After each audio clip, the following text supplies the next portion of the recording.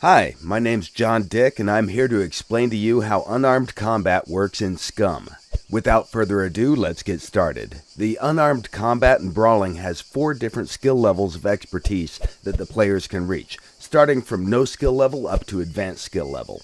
However, the character's skill is just one of many things that are taken into consideration when combat begins. The other important factors are the player's ability to control his character during the combat and the physical condition of his character. Now that you know the basics, let's take a look at how the combat system works in other modern survival games. For this, we created a simulation of the type of unarmed combat that you can find in practically every survival game available on Steam. From what you can see here, the character is constrained at the hip, but you can tilt their upper body and throw random punches toward your opponent. The camera is locked behind the character. It doesn't provide the player with a good overview of the situation, and most of the time it's really hard to tell where the punch will land. Obviously, this is a very basic implementation, and we could have done it the same in Scum, but we wanted to make something different. So, what exactly did we do in Scum to make things better? First, we wanted to find out the best way to fit martial arts in Scum's gameplay mechanics, and we quickly realized that the angle of the camera has to be changed. The free camera view not only provides players with a better overview of the situation, it also helps when you have to engage multiple opponents at the same time.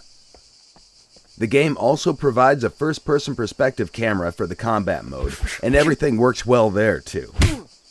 Once you enter combat, you'll be able to perform different moves and attacks. For example, you can try to circle around your opponent and control the fight from a distance. During the combat, you can defend yourself or attack. From defensive moves, you can use block or dodge, and from the attacks, you can choose kicks, punches, and combo moves.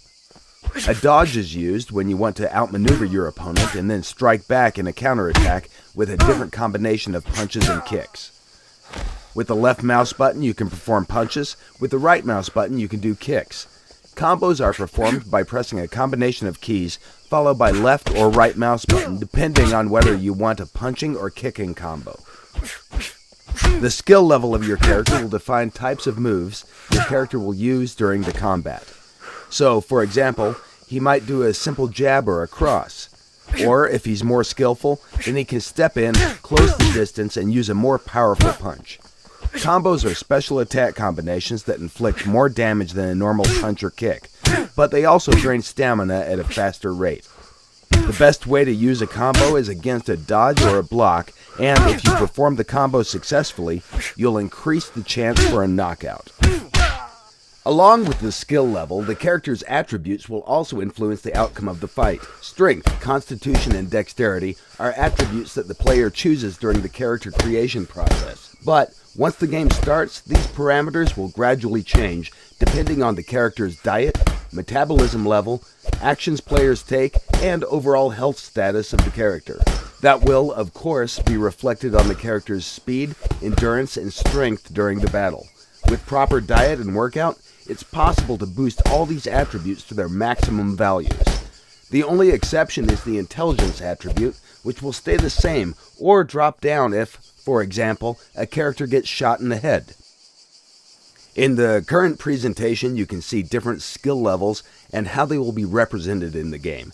Our plan is to make different sets of animations for each skill level to allow players to visually recognize the skill levels of their foes. This is still a work in progress, and it will not be included in the early access version of the game. Everything that your character carries in the game will have an impact on how you will perform in the combat. Heavy gear will make your moves slow and sluggish, and it will drain your stamina more quickly. It's recommended that you drop excessive weight before you enter a fight. The combat skill can be effectively used against other players, NPCs, and it can be used against animals too. Although we do not recommend you attack bigger and more dangerous animals unless, of course, you're sure that you can beat them or outrun them.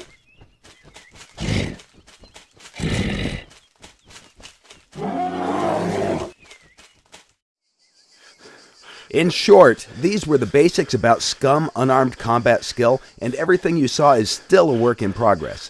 We aim for further optimization of the combat process to make it more fluid and enjoyable. Future plans are to replace mocaps with more realistic animations.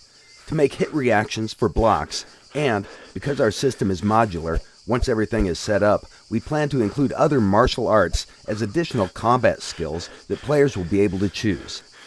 We hope you have enjoyed this presentation, and if you want to find out more about Scum, be sure to follow us on Facebook, Twitter, or our dev blog on scumgame.com.